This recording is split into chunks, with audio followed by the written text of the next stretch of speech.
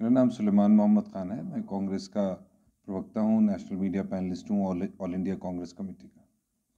ये बताइए, आजम खान साहब को 2 जन प्रमाण पत्र के मामले में अब्दुल्ला आजम के 7 साल की सज़ा सुनाई गई है। इस समय वो जेल में हैं, अलग अलग तीनों जने। वहीं अखिलेश जी ने भी ये बयान दिया था कि भाई वो मुसलमान है, इसलिए उनके साथ ऐसा हो रहा है। क्या कहना चाहेंगे?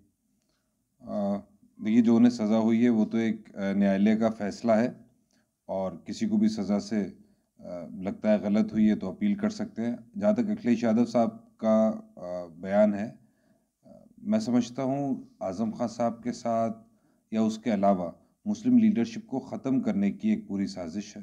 पूरे मुल्क में आप देखिए किस तरह से मुस्लिम लीडरशिप को ख़त्म करा जा रहा है।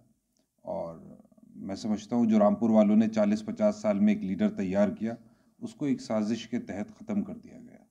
तो अब ऐसे में रामपुर की जो राजनीतिक विरासत है आजम खान साहब की, उसका क्या होगा? जिस तरह से वो तीनों लोग जेल में हैं, थोड़ा सा ऊपर करिए। देखिए, विरासत के बारे में तो मैं नहीं कह सकता, लेकिन हाँ, कभी ऐसा नहीं होता है कि सियासी स्पेस खाली हो और वो खाली ही रहे। मैं समझता हूँ रामपुर की को नई लीडरशिप की ज़रूरत है, मजबूत लीडरशिप की ज़रूरत है, जो बेबाकी से और बेखौफ होके रामपुर के लोगों की आवाज़ उठा सके, उनकी दर्द और तकलीफ़ और उनकी परेशानियों को शासन से, प्रशासन से के सामने उनकी आवाज़ उठा सके। तो किसी ना किसी को तो ये बीड़ा उठाना पड़ेगा और मजबूती से खड़ा होना पड़ेगा। तो इस समय इसराइल और हमास का भी युद्ध चल रहा है, उसको लेके क्या कहेंगे? देखिए, जंग किसी भी मसले का हल नहीं है।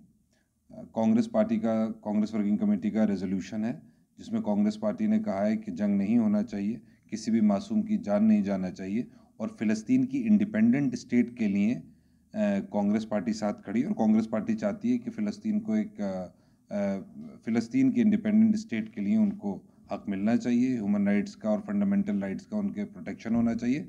और भारतीय जनता पार्टी की भी अब इसी तरह की राय है। प्रधानमंत्री मोदी जी ने भी और एक्सटर्नल अफेयर्स मिनिस्ट्री ने भी ये कहा कि वो इंडिपेंडेंट पैलेस्टाइन स्टेट के साथ हैं और उनके हक के लिए खड़े हैं। तो आप फिलिस्तीन के साथ कांग्रेस?